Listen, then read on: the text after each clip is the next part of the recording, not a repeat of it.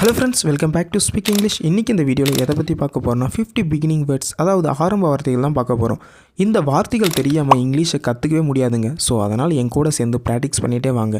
நான் உங்களுக்கு ஈஸியாகவே சொல்லித்தர போகிறேன். எல்லா வார்த்தைகளையும் தமிழில் சொல்லி அது எப்படி இங்கிலீஷில் சொல்லலான்னு சொல்லித்தர போகிறேன்.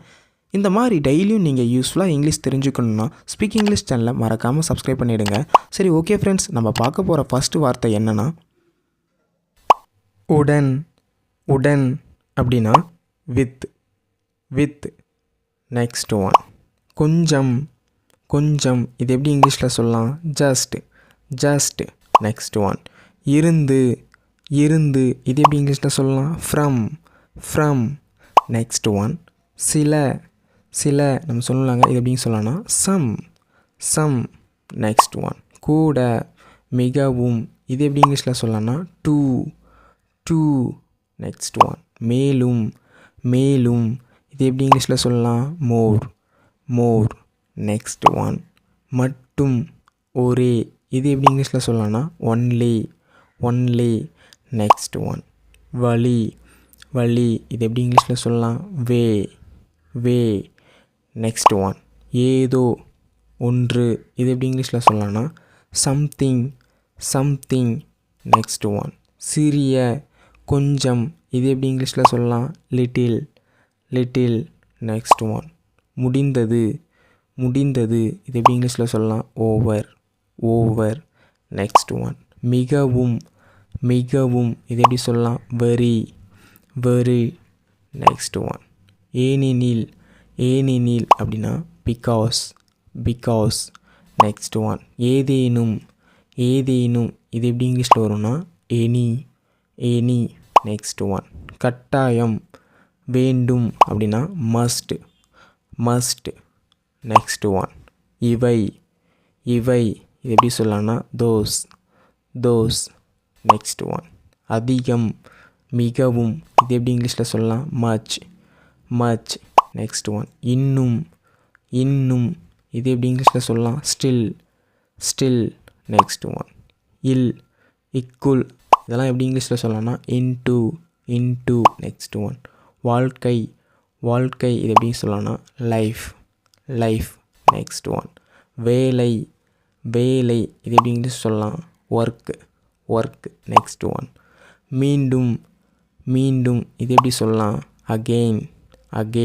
நெக்ஸ்ட் ஒன் தொலைவில் இது எப்படி சொல்லலாம்? அவே. நெக்ஸ்ட் ஒன் விஷயம் பொருள் இது எப்படி இங்கிலீஷ் சொல்லலாம்னா? திங்க். நெக்ஸ்ட் ஒன் சிந்தனை அப்படின்னா தாட். நெக்ஸ்ட் ஒன் யாரோ இது எப்படி இங்கிலீஷில் சொல்லலாம்? சம்ஒன். நெக்ஸ்ட் ஒன் எதுவும் இது எப்படி சொல்லலாம்னா? எனிதிங். நெக்ஸ்ட் ஒன் இருக்கலாம். ஒருவேளை இது எப்படி இங்கிலீஷ் சொல்லலாம்? மேபி. நெக்ஸ்ட் ஒன் மற்ற இது எப்படி சொல்லலாம்னா? அதர். நெக்ஸ்ட் ஒன் விட இது எப்படி இங்கிலீஷில் சொல்லலாம்? தேன். நெக்ஸ்ட் ஒன் பழையது. முதிர்ந்த இது எப்படி சொல்லலாம்? ஓல்டு. நெக்ஸ்ட் ஒன் புதிய இது எப்படி இங்கிலீஷில் சொல்லலாம்? நியூ.